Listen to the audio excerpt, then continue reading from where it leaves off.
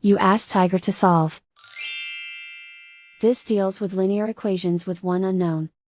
The final result is g=13. Let's solve it step by step. Simplify the expression. Expand the parentheses.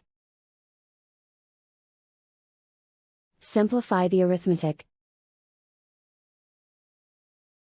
Group all constants on the right side of the equation.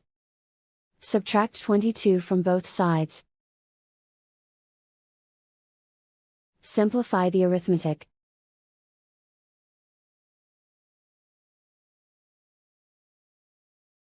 Isolate the g. Divide both sides by -2. Cancel out the negatives. Simplify the fraction. Cancel out the negatives. Find the greatest common factor of the numerator and denominator.